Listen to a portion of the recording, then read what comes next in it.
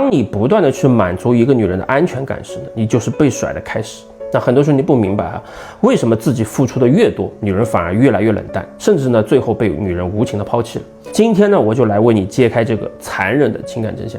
就你有没有发现哈，那些一开始对你的各种热情啊、撒娇啊、索要关注的女生啊，在你满足她的需求之后呢，她突然就变得高冷疏远了。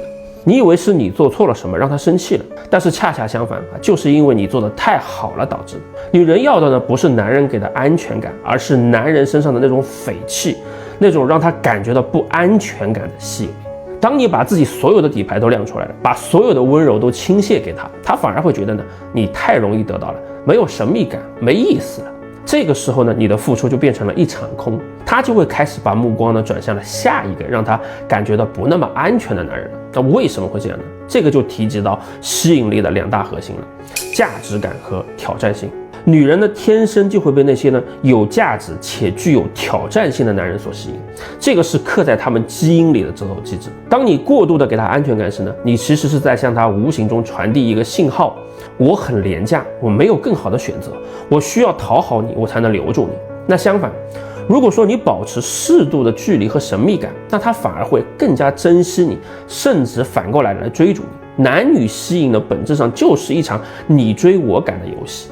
那么如何避免成为只会提供安全感的老好人呢？下面我给你5个非常实用的技巧啊。第一个，学会拒绝。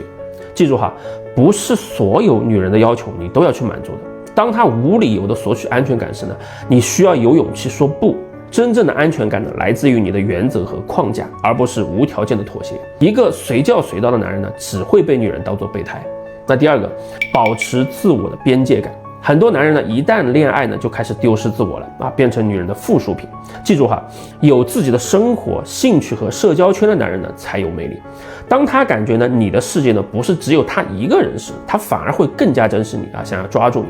第三个，投资反比原则啊，女人对你的重视呢，和她在这段关系中的付出成正比。当你付出90%，她只付出10%时，那你在她心中的价值呢，就只有10%。真正的高手呢，是懂得引导女生为关系去投入的啊，而不是说自己一味的去付出。第四个，保持不可预测性。人类呢，天生对可预测的事物就会失去兴趣。当他完全摸透你的行为模式，任何时候呢，他都能够知道你会如何反应啊，那你对他的吸引力呢，就会急剧的下降。适当的不可预测性呢，能让他始终保持对你的好奇心。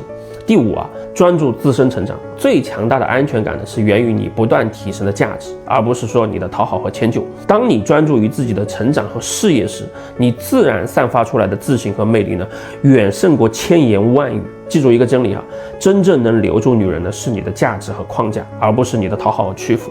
当一个女人感受到你是一个有原则、有边界、不随意妥协的男人时呢，她就会对你产生更深层次的尊重和吸引。